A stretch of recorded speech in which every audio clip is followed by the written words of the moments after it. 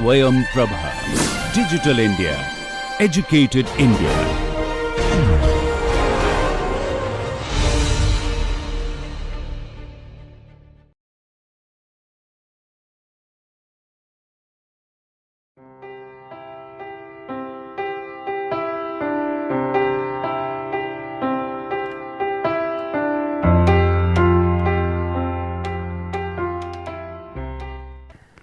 In our last lecture, we discussed about filling the gaps in a historic settings, how we will design the new buildings, and we also talked about, apart from the designation of the historic areas and apart from special bylaws, we also need to study that if the new buildings come up, taking the guidelines for this analysis of the various attributes we have discussed, one has to also study that what will be the impact of this new structure in that historic setting. And where we are talking about the heritage impact assessment, basically in this lecture we will talk about the visual impact assessment, because heritage impact assessment will have a much other aspects also, much more broader definition and areas. We discussed that there can be the different ways of having a dialogue between the old and the new, but that can only happen not only by bylaws, but also by the analysis of the different attributes and a very intelligent way of stitching together. This is an example from the visual impact assessment from Bhubaneswar Old Town. If you remember, we have discussed that how Bhubaneswar Heritage Town, the old core, has been designated in the comprehensive development plan as a special area, because it also does not only have the various ASI structures with their each one has their own regulated zone and the prohibited zone, but it also has another area, a larger area, which is own distinct activities, character and other. And again, this character is not only one uniform character, there are also sub zones with various types of activity. So, here first of all, there has to be a separate bylaws for that area. It can't be at par with the rest of the city, but then also if the new structures come up, then one has to study that what will be the impact of this structure. And when we are talking about the visual impact assessment, we have to see that that is not only a blank rule, we have to see that what we are trying to achieve. Now, we have discussed in Toronto, if you remember, the visual integrity scale, and also is not only just looking at the elevation. When one moves in this city, if there are certain important landmarks and how these landmarks, for example, here is the Lingaraj temple, which is very important. Wherever you go, the Lingaraj temple structure is visible from that area. So, what has been done here, from the various cones of vision, the streets have been identified, that how the Lingaraj temple is visible. For there, this cylindrical area, what you can see is that is actually representing the Lingaraj temple, and it is visible from the different areas as you proceed. And what is done here, that from identifying the various visual cones, it is tried to find out that if you have to increase the height, what will be the impact of increasing the height on this visibility of a very important landmark of that area. This is how this exercises has been done, and before framing the bylaws, one has to understand and take this type of an exercise. This is again continuing with that, because the changing streetscape what is happening, it is happening slowly, but it has there are certain regulations on the height, but one is not only the height restriction, it also one has to see that if the new structures can come up, there may be some structures which are dilapidated. It is not that all structures need to be preserved, there may be some listed structures of different grading. So, then one has to talk about. So, where it has been done, that area of the visual linkage has been identified in that area, and by giving the different heights and different setbacks, a lot of simulation can be done, that how from the different access points, the major access point, how the visibility of the Lingaraj can be there, and that actually to ensure the visual linkage, one can sort of devise a bylaws for the special area, and these types of exercises are required before framing the bylaws. I will take another example. This is from Kanchipuram, and Kanchipuram, this particular street, it has again a lot of temples. It comes within this structure which I am coming is the regulated zone, which is that 200 meter, 100 plus 200 meter area. And what is happening there, that initially historically many of these structures were like this is a structure which was there, and actually these were what you see, the traditional structure. So, these were actually what was the prevalent type of structure, and over the years people feel like changing the structure, and as you can see that the structure has come up now because of the Amesar Act, that if a person, however small that house is be, that if it is within the regulated zone, it has to come to the National Monument Authority or through the competent authority for approval, and now the rules keeps on changing. Probably it's the competent authority is can give the permission. Now, once giving the permission in such small structure, what happened is a simple man who is trying to demolish his house and get some money and do a double story structures. Now, you see the total effect of that. If all these houses start changing, and quite a lot have been changing, and as a whole this regulated zone will lose its significant character if it has got any, it has. And this particular structure we see here, it has been preserved because that owner has converted into, on his own initiative, a traditional museum and other things, but most of the structures are gone. Now, the question is that if what can be the guidelines for that area? We can give a restriction on the height and other thing, but what is happening is the entire fabric is changing because the color, the visual details and other. So, what we have tried in this case, that taking the inspiration or analyzing the attributes of the traditional structure, can some guidelines be given that okay, let him demolish the old structure because it is not a listed structure. Let him build a two-story structure, but the two-story structure, the design usually comes is a usual design, or it does not have any character. So, let us see that what we have tried, so that this type of some sort of a guidelines can be given.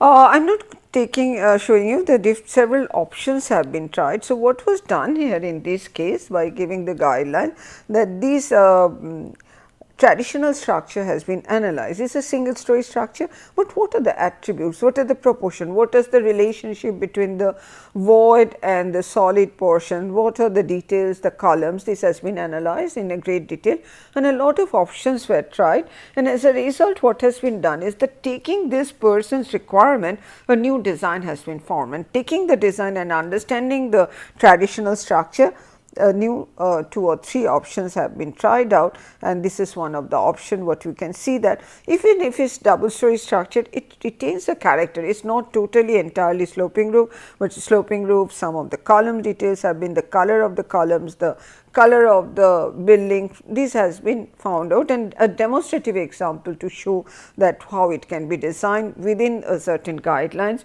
and few such examples were given, which forms a ready reckoner for any new building for in that area.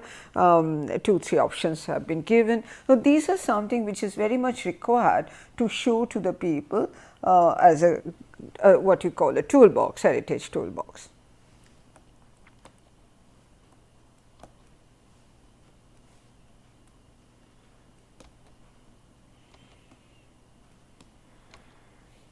And this has been continued for another street, where as you can see that in this street, this structure has come up and these also structures come up. It has some sort of a sloping roof around the another thing. We are trying to understand that if these type of heritage structures were there, what can be the alternative, what could have been the alternative to contribute some. So, we sort of started assuming that there is a void here. So, what can be a new structure which has come. So, different options were there, and this type of a sort of gradual story wise extension or setback, and with some sort of a sloping roof, and then you can see that breaking the facade into a smaller windows, taking the cues from there, and also in terms of the color, which are the color giving a color basket, color options which are possible, which are not possible, that can be ensured through the guidelines. And if this sort of, even this a small structure, if these type of guidelines, and of course it cannot be a same design, there has to be a variation option. So, I am saying these are the guidelines showing with through some demonstrative example what are the possible, and these that way the area will change, but slowly and not so drastically what generally happens in such regulated zone or historic area. So, this is what is required when you are talking about. So, it has been tried in Kanchipuram in the regulated zone, which is out within the temple boundary, temple vicinity. That how the massing can come. It's not that it's not being tried in India. This is quite a good example from Amritsar, where under the Hriday project, entire street which is has been converted, and as you can see that there is some facade renovation has been done, some sort of a colors, and also what is important is that here a new structure has come up. New structure has come up, a 3-story structure where there is a McDonald's sign, so a very small one, it is not. So, there is a certain you can see some guidelines on that what will be the signage system, the design and other, and then the paving pattern is becoming a pedestrian area and a mixed area. So, it becomes a very this is not easy to do, but even this much can really establish a distinctive character and increases its attraction, the quality of the space, the ambience of the space, and helps to retain the significance of that area.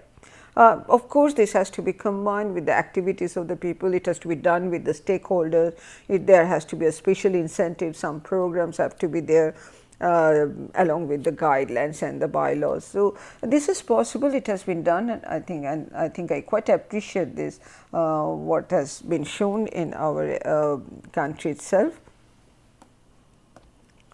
So, this is what this you can see that this is an old historic area where new buildings are there of different color, the old buildings are from different period, the flat roof, the sloping roof, with other, and this is what is teaching, that it is a weaving together the old and the new, where the old and the new can have a dialogue together, and this can be done again and again. I am saying with the designation of the heritage zone, it cannot be applicable anywhere, everywhere. First we have to identify what is that heritage zone, which are the areas which should be designated as a heritage zone. This should be a part of the comprehensive development and then the regional plan of that area. Not only the visual guidelines or the bylaws and the regulation, what will be the activities, the traffic system, the infrastructure, these also has to be taken into consideration, and of course, these what will be the if the new buildings have to come up, what will be the not only the bylaws, what will be the design guidelines, that and how we do the visual impact assessment of that area, and what are the incentives or disincentives also sometimes can be thought about to make this happen, and it has to happen a case specific. There are these process which have talked about in a nutshell, but this process may be the same, that the process of analysis and other thing, but these has to be a very case specific, area specific guidelines, and one can also give, in addition to the bylaws incentives, one can give a toolbox showing pictorially, graphically that this is possible, this is not possible.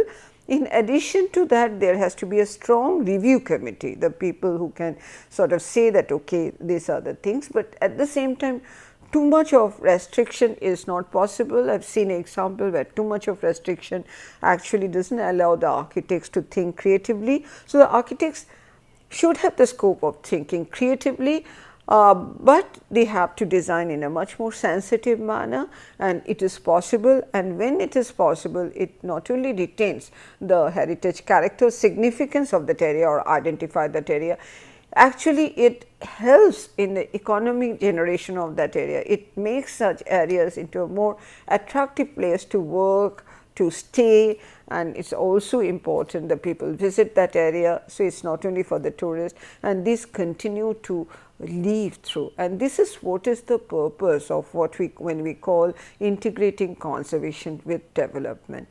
Now, when we are talking about integrating, we have talked these 2 lectures, we have talked about infill or the new buildings in the whole sitting, and we have been talking about the activities. Sometimes it happens that many of these structures, it has outlived its own original use. So, we have to think of how we have to, if we not only just as a facade or an enclosure or a structure, but we have to think of that what will be the use of that area. So, in our next lecture, we will talk about rehabilitation or adaptive reuse of structures or adaptive reuse or rehabilitation of areas which have some significant characteristics. Thank you.